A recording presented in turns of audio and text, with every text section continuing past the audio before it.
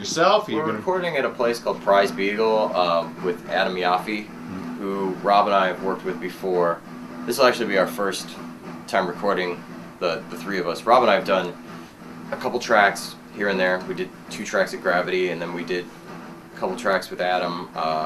We did a Nick Cave cover, well, actually a birthday party cover for a tribute record, and that was the last thing we did in there. And I've worked with Adam on other records, so really happy with the sound.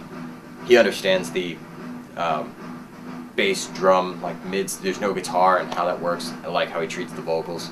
You know, he has no problem with experimenting, and the place is pretty nice. So we also have the choice of using the Studer or using Pro Tools. So. Okay.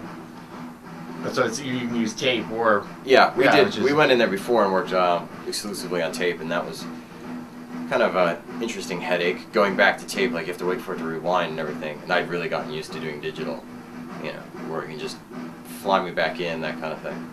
But we play, we track together. We play as a band, you know. So you record it live, essentially? Essentially, without the vocals, because frankly, I don't know how these songs go when they're not playing. I hardly know how they go anyway. So. Well, when you break stuff down and do it that, you know, it does sound different if you do it piece by piece by piece. Yeah, there's a thing where Rob, when he gets really excited, he'll really put a lot of Neanderthal into the hi-hat swagger, and I can kind of like, you know, play accent that. Everybody loves being described as a Neanderthal. Neanderthal.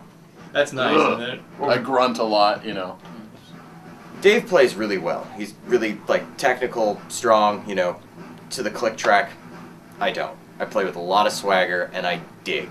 You know, I will bend that string too far where we come out of tune, and I've had to rope stuff in on stage. We've listened to a live recording of Gats, you know.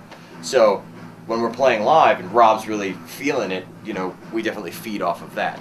So if we track those things separately, we lose that element, you know, of what's going on.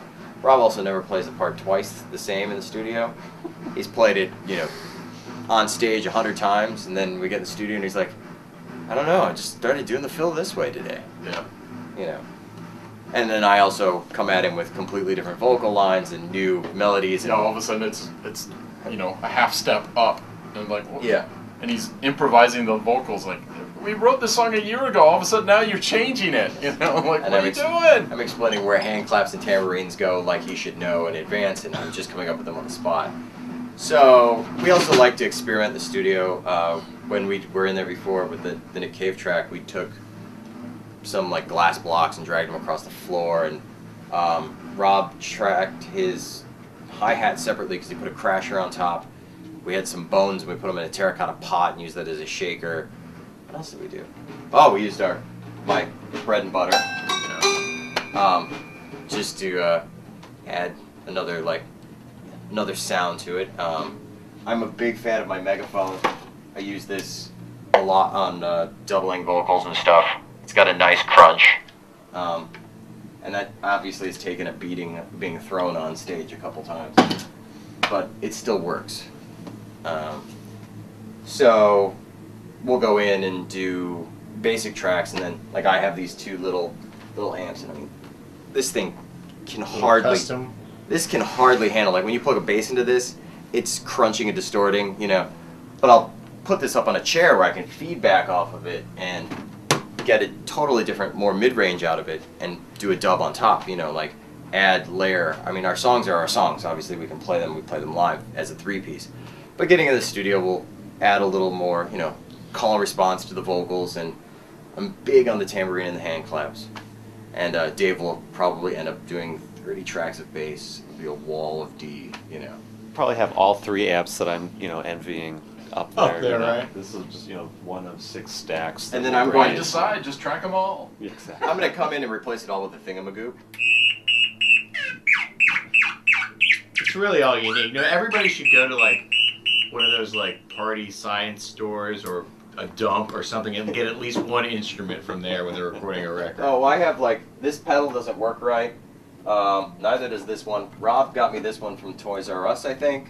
I think, is that a Toys R Us or is that a Target one? Oh, okay. Yeah.